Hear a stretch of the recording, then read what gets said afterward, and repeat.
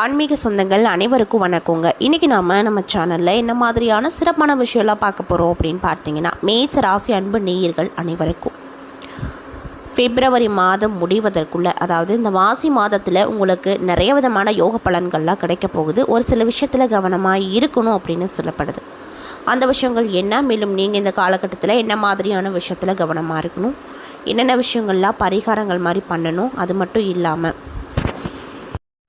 இதே மாதிரியான ஆன்மீகம் சார்ந்த வீடியோக்களெல்லாம் நீங்கள் முழுசாக பார்த்து தெரிஞ்சுக்கணும் அப்படின்னு ஆசைப்பட்டால் மறக்காமல் நம்மளுடைய சேனலை சப்ஸ்கிரைப் பண்ணிவிட்டு கீழே இருக்கும் பெல்லைக்கானையும் மறக்காமல் கிளிக் பண்ணுங்கள். அப்போ தான் நம்ம சேனலில் போடுற எல்லா வீடியோவுமே நோட்டிஃபிகேஷனாக உங்ககிட்ட உடனுக்குடனே வந்து சேரும். மேலும் உங்களுக்கு முருகப்பெருமானை ரொம்ப ரொம்ப பிடிக்கும் அப்படின்னா இந்த வீடியோக்கு ஒரு லைக் பண்ணிவிட்டு நம்மளுடைய கமெண்ட் பாக்ஸில் முருகனுக்கு போற்றி அப்படின்னு சொல்லி மறக்காமல் வேண்டிக்கோங்க. நம்மளுடைய கமெண்ட் பாக்ஸ்லையும் பதிவு பண்ணுங்கள். கண்டிப்பாக முருகப்பெருமான் நல்ல வழியை உங்களுக்கு காட்டுவார். ஸோ இப்போ வாங்க நம்ம வீடியோக்குள்ளே போய் தெளிவாக பார்த்து தெரிஞ்சுக்கலாம். ஆளுமை தன்மை நிறைந்த மேசராசிக்காரங்களுக்கு மாசியில் நடக்கக்கூடிய, அதாவது இந்த மாசி மாதத்தில் நடக்கக்கூடிய நன்மையான விஷயங்கள்லாம் என்ன அப்படிங்கிறத ஃபஸ்ட்டு பார்க்கலாம். உங்களுடைய ராசி அதிபதி செவ்வாய் மாசி மாதம் 11ஆம் தேதி, அதாவது 23/2/2026 வரை மகர ராசியில் உச்ச நிலையில் இருப்பார். அதுக்கப்புறம் கும்பராசிக்கு வருவார். ராசி அதிபதி அப்படிங்கிறது உச்சம் பெறுவது உங்களுக்கு லாபஸ்தானம் அப்படின்னு சொல்லப்படுது.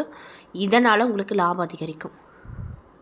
நிறைய விதமான நல்ல நல்ல பலன்கள் உங்களுக்கு உங்கள் ராசி அதிபதி கண்டிப்பாக கொடுப்பார். அதில் எந்த ஒரு மாற்று கருத்தும் இல்லை அப்படின்னு சொல்லப்படுது.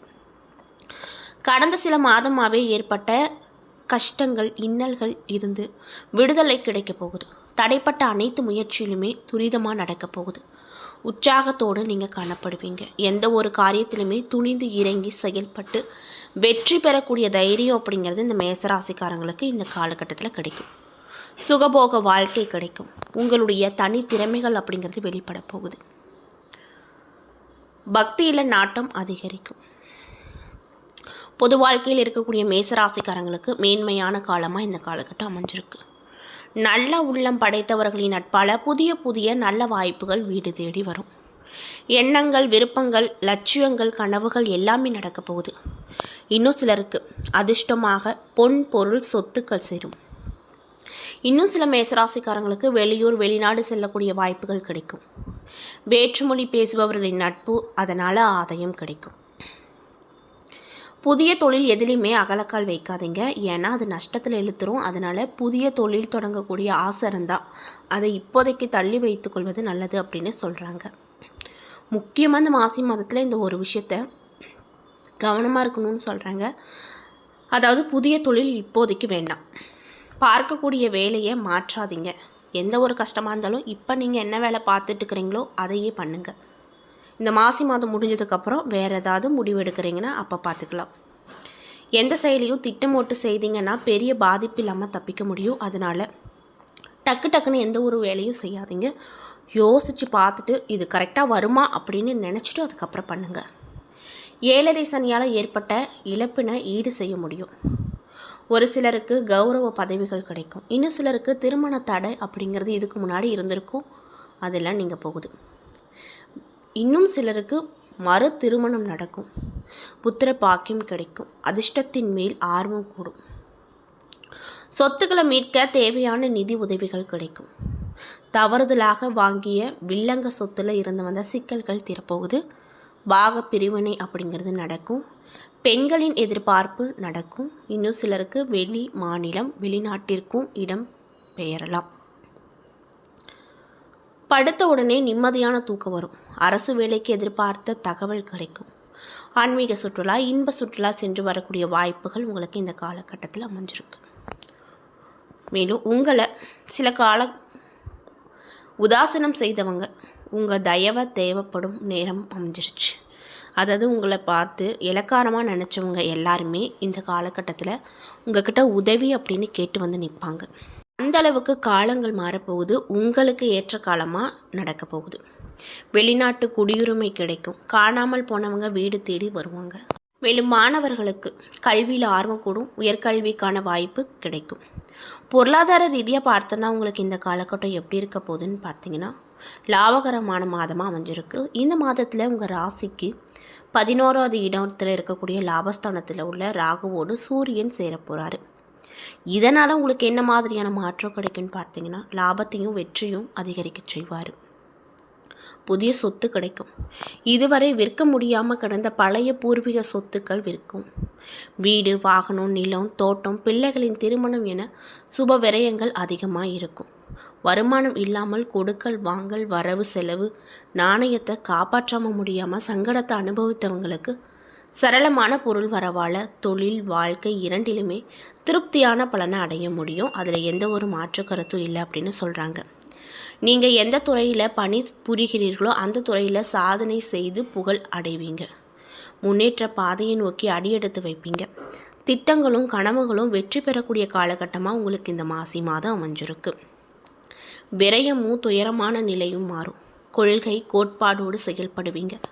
தொழிலில் வெற்றியும் முன்னேற்றமும் லாபமும் அதிகமாக இருக்கும். இதனால் ரொம்பவே மகிழ்ச்சிகரமாக இருப்பீங்க.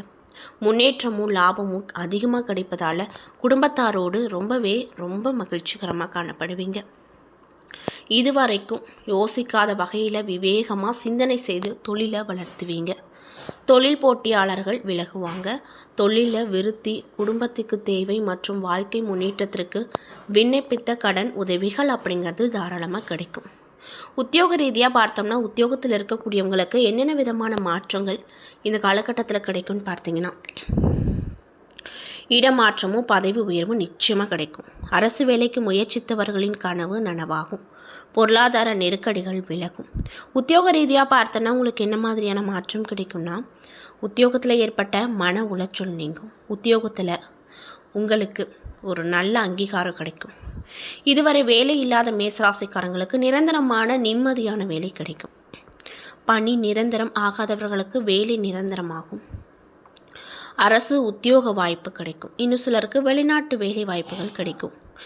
ஆனால் அதிகமாக உழைத்து சிறிய பொருளை சம்பாதிக்க நேரிடும்.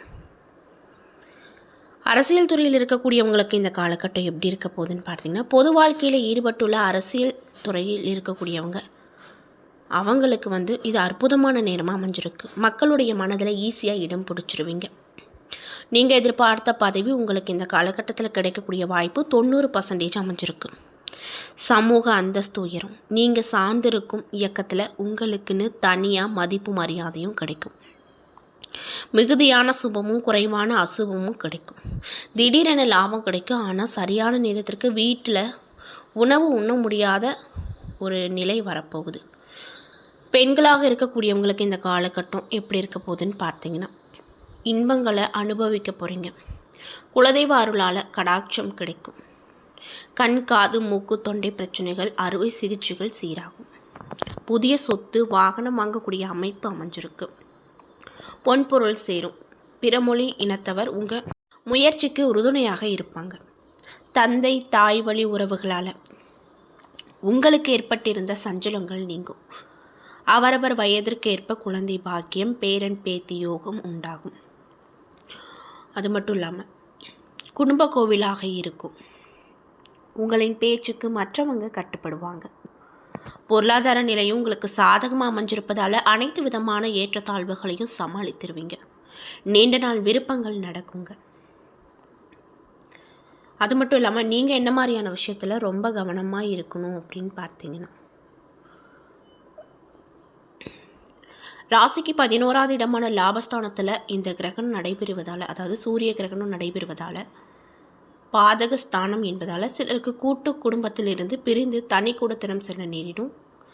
தொழில் உத்தியோகத்தில் இருக்கக்கூடியவங்களுக்கு பிறந்த ஊரை விட்டு பிறந்த வெளியூரை விட்டு போகக்கூடுங்க. பிறரை நம்பி குறுக்கு வழியில் செல்லக்கூடாது அப்படின்னு சொல்கிறாங்க. அதே போல் நீங்கள் என்ன மாதிரியான பரிகாரத்தை இந்த காலகட்டத்தில் கடைபிடிக்கணும்னு பார்த்தீங்கன்னா, சிவபெருமானை வழிபடுவதும் சிவநாமங்களை சொல்லிட்டு வருவதும் உங்களுக்கு நல்ல வகையில் நல்ல பலன்களை கொடுக்கும் அப்படின்னு சொல்கிறாங்க.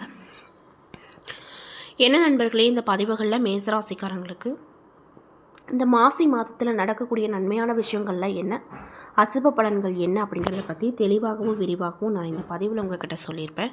இந்த பதிவில் சொல்லியிருக்கக்கூடிய எல்லா விஷயமும் கண்டிப்பாக உங்களுக்கு பயன் தரக்கூடிய விஷயமாக தான் அமைஞ்சிருக்கும். ஸோ வீடியோ பிடிச்சிருந்தால் லைக் பண்ணுங்கள், ஷேர் பண்ணுங்கள், மறக்காமல் நம்ம சேனலை சப்ஸ்கிரைப் பண்ணிவிட்டு பாருங்கள். நன்றி.